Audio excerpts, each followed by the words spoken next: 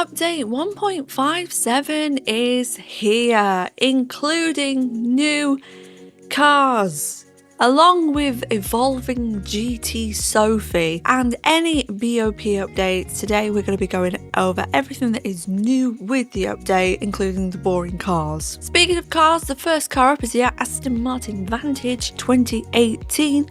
Beautiful car, probably won't do much with it. They made us feel in the video like, oh look, shiny car, and then guess what they followed it up with? The Mazda CX-30X Smart Edition. Now it's a newer car and people have been asking for that. Not that though, but then the pièce de resistance, a Renault Kangoo. It can go fuck.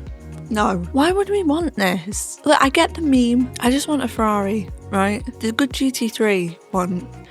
It's just something. Hopefully I can put a fat wang on it, otherwise I'm going to be really angry. The next generation racing AI, Gran Turismo Sophie, has evolved and it can now be used in custom races if you have a PS5. It can only be used on GT Sophie supported tracks. Thank you so much for releasing that a week after I did the Sabine Smits video. Thanks for that. There's an extra menu in the cafe for the Suzukis, and new World Circuit events have been added for the Sunday Cup, European Clubman Cup 600 and a Japanese FF Challenge 450. There's been some other improvements, fix some exterior and interior details of certain cars. There's new sorting in the used car area, and the car valuation service will appear after clearing menu book number 39. They've improved the diameter, width, all the good stuff for the wheel shop, and Sport Mode has updated the race entry screen to include all times up to midday of the following day. That's quite a nice little add-on. And the thing that I'm most excited for, there is added support for the Thrustmaster T598, and as we can see, there's now an option for the Thrustmaster T598. This allows us to change our buttons, which has been a bit of a pain because I've not been able to do anything really with my wheel, so now we can have all of the selections that we require. There have been some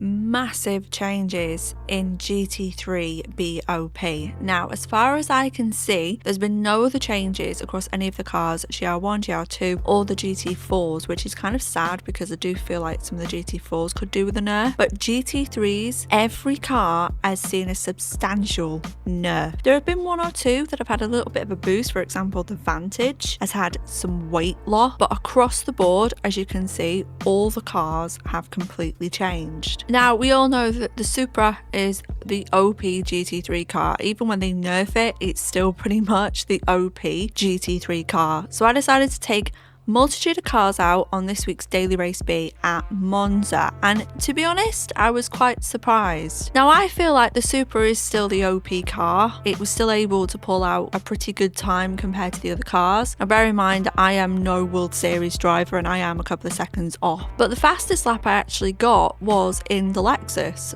but the Lexus to me feels absolutely awful to drive, so I personally wouldn't recommend it. I did try out the McLaren, but unfortunately it was just off the pace completely. Overall, what they've done to the GT3s have slowed them down and added weight, which now means that the cars are really easy to drive. For example, I'm running no TC, and I don't think there's been a time when I have ran no TC on GT3s. They feel like GT4s, just with a bit more pace, but they have definitely been slowed down. I did try them on a different track, so I went to Brazil at Interlagos just to see how it differed on a mid-speed track, but what I noticed was that the whole difference in low speed, mid-speed and high speed has completely gone. BOP is equal over mid, high and low speeds now, so it doesn't really make any difference. However, the characteristics of the cars definitely does change throughout, and at Brazil I felt like the Ferrari was actually the better car, although I do feel like it makes it a little bit wayward with the added weight. It felt like the quickest but not the most consistent. So basically GT3s are now slightly quicker GT4s that are easier to drive. I don't know how I feel about that. Personally, it's